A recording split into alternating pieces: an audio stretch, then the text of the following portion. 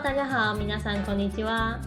这次我们来到的是星野集团的托马姆度假村，这里算是北海道道央地区非常有名的度假村，知道的人应该非常多。托马姆度假村基本上可以分为冬季和 Green Season， 简单来说就是冬天和冬天以外的季节可以玩的内容其实不大一样。这次要来介绍托马姆度假村夏天可以怎么玩咯。托马姆的位置在詹冠村，距离富良野和美瑛地区相当近。因为是一座度假村，所以内部有非常多的设施。最著名就是它的室内泳池，一年四季都维持在30度左右，体感上就像是夏天的海滩一样，可以开心的玩水。那其他还有像是温泉、云海平台跟农场区，蛮适合亲子或者是喜欢大自然的朋友前来看看走走。顺带一提，虽然这是我第一次来托马姆度假村，但是老公已经是2房。蛮多年前有和弟弟来住过一次，不过很可惜的是当时的天气也不太好。那这次是廉价入住，所以价格会比较贵，不过可以带太座大人来放松度假，再贵也值得。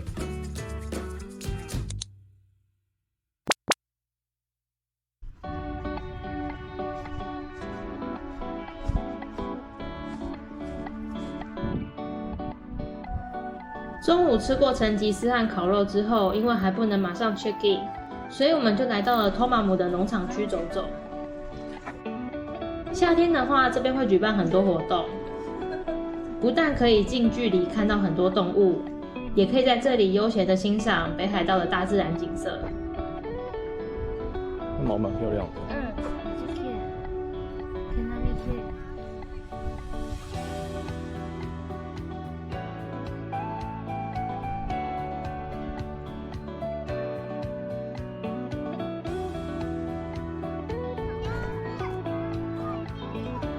座り心地はいいかも。めっちゃしっかりしてるね。对，就是也是不错。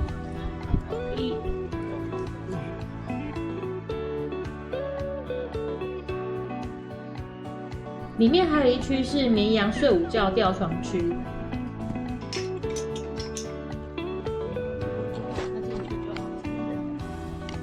原先应该是可以和绵羊一起睡午觉的地方，但是可能因为天气太热，绵羊们都躲在木板下乘凉。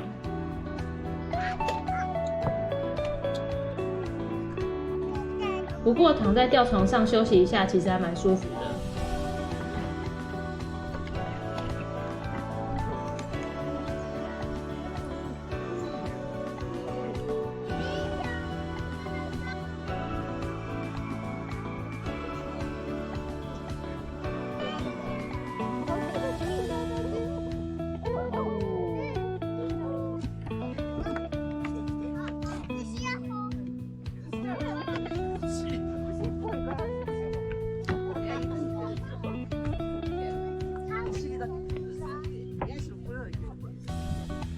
夏天的话还有很多期间限定的活动，我们这次就有遇到户外啤酒活动，可以喝到很多当地自创的限定啤酒，像是有啤酒跟牛奶做成的限定啤酒，意外的还蛮好喝的。因为天气实在太好，天气实在太热了，所以我们回到室内后就来到托马姆住客专用的 lounge。在这里有一些简单的饮料，像是咖啡或是果汁，在入住期间都可以来这边使用。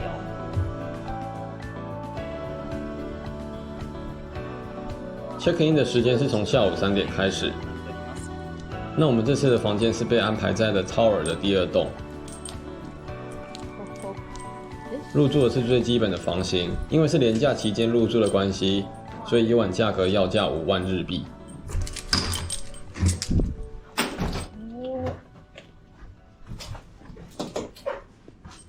房间很不错啊。哦，这个现在拉开就是如果跟我弟来住的时候，同一个角度吗？对啊。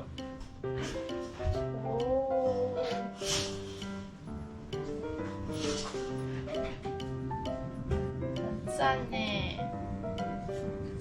哇！不过还有说，因为日晒的关系，所以建议大家起来比较会冷。真是。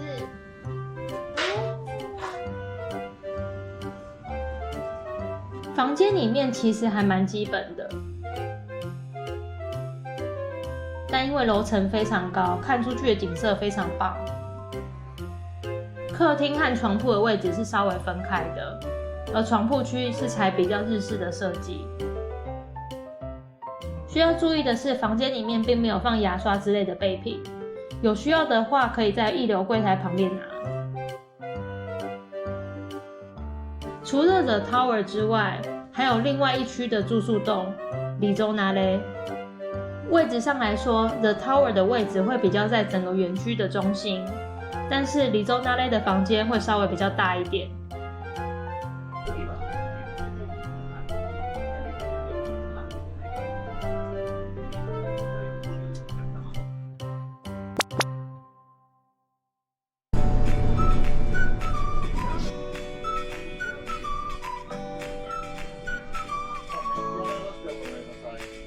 在房间换完衣服之后，我们就搭乘接驳公车来到了室内泳池微笑海滩。在 check in 的时候，每一个住客都会拿到一张蓝色住客卡。在托马姆里面，只要使用免费设施的时候，就需要出示这张卡。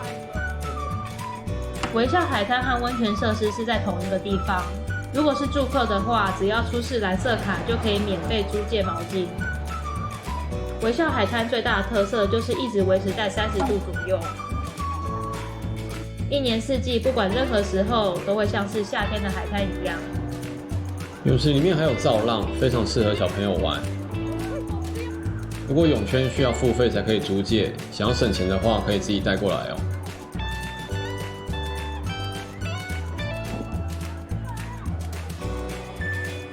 微笑海滩不管是夏季或是冬季都有开放。不过营业时间可能会稍有变动。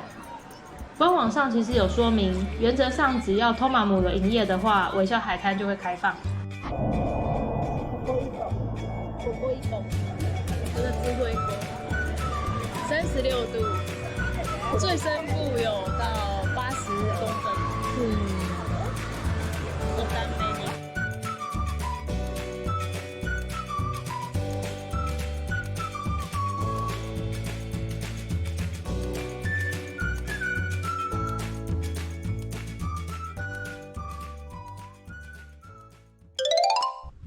在泳池玩水，顺便泡完温泉之后，我们打算回到园区内买点简单的东西吃。不过老实说，园区内的消费其实还蛮高的，加上附近并没有便利商店或者超市，所以如果有需要的话，建议来之前就先绕去便利商店会比较好。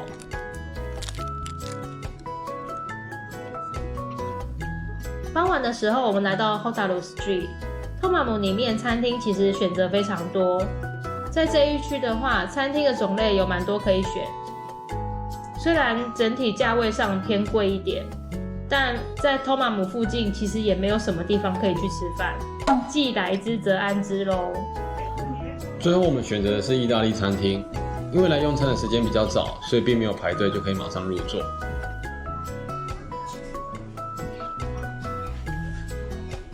味道来说其实还蛮不错的。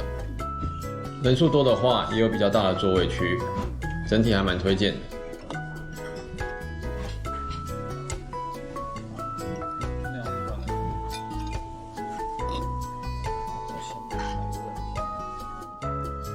这次来入住的时候，有遇到晚上有举办烟火大会，7点半和8点半会各放一次。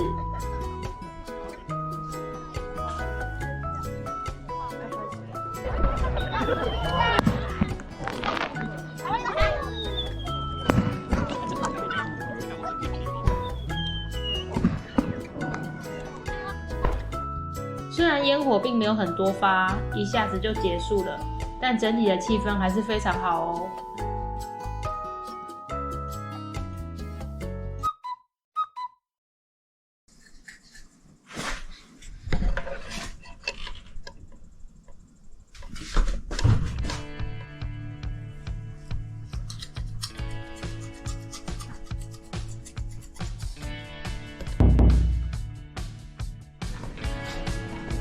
第二天我们起了一个非常早，非常早。夏天来到托马姆入住的话，最大的亮点就是去云海平台。每天早上只要打开电视，就可以知道托马姆附近有没有出现云海。原本我们打算搭接驳巴士前往缆车站，但因为时间太早了，巴士还没有开，所以我们就跟着其他住客一起徒步走到缆车站。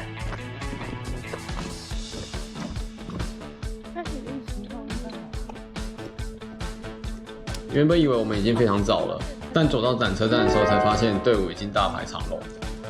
大多数的游客都抢一大早，想要去云海平台欣赏云海的景色。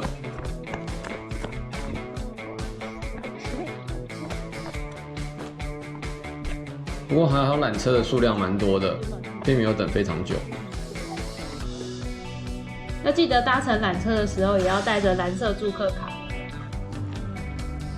如果不是住在托马姆的话，其实也可以在这里买票，再搭缆车上去看云海。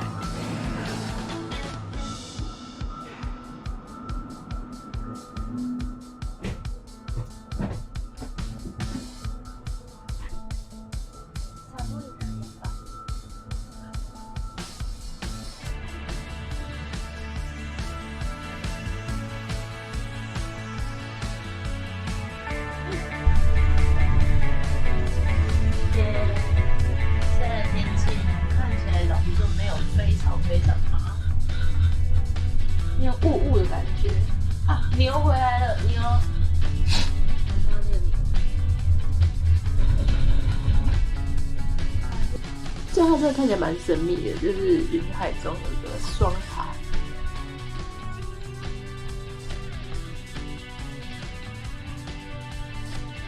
抵达山顶之后，游客已经非常多了。虽然云海是在比较远的地方，不过景色还是非常漂亮。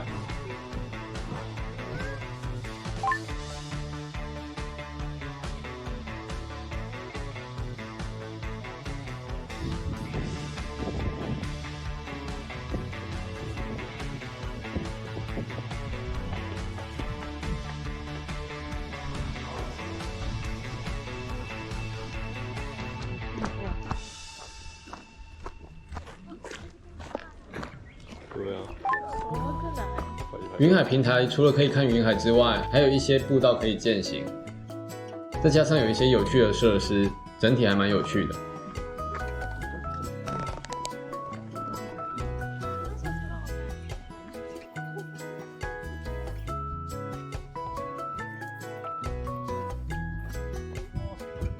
云海平台走一圈的时间大概是半小时到40分钟左右。夏天的托马姆云海出现的几率还蛮高的，但老实说，就算云海没有出现，这里的景色本身还是很漂亮。冬天的话，则是可以上来平台这边看雾冰的景色，欣赏雪景。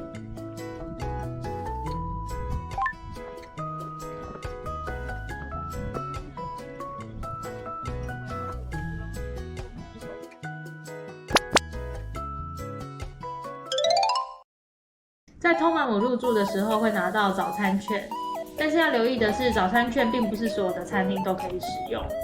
这次我们来到的是在托马姆里面非常受欢迎的自助餐餐厅尼尼努普里。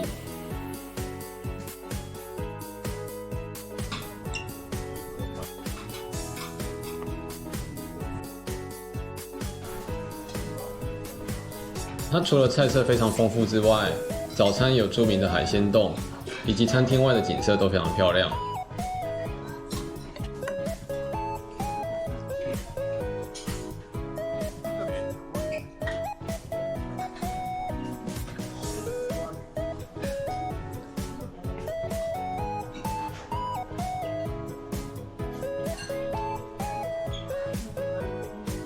它6点就开始提供早餐，所以我们在看完云海之后，就直接杀过来用餐。菜色的选择非常多样，除了海鲜冻之外，还有非常多北海道的美食。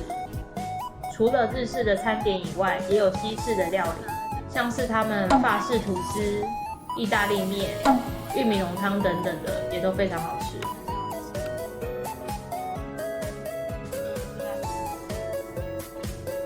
这次我们只有入住2天1夜，时间上来说其实有点小赶。如果想要更充分体验到里面的设施，或者是冬天想要来滑雪的话，建议入住2晚或是3晚会比较好。整体来说是一个非常适合家族旅行、惜家带眷，甚至是3代同堂一起前来的度假村。这次留了蛮多时间在新千岁机场逛逛，但老实说，每次逛到最后时间都不够。这里除了有各式各样的伴手礼之外，新千岁机场还集合了北海道各地的美食。这次我们虽然没有去到小樽，但是也在这里吃到了北果楼的泡芙。原本还想要吃乙幻拉面，但因为排队队伍实在太长，所以只好放弃。失算。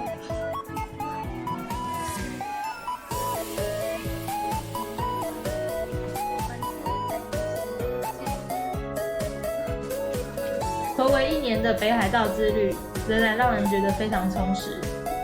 希望这支影片可以给大家当做下次北海道旅游的参考咯。那么这次先到这边，下次再见喽，拜拜。19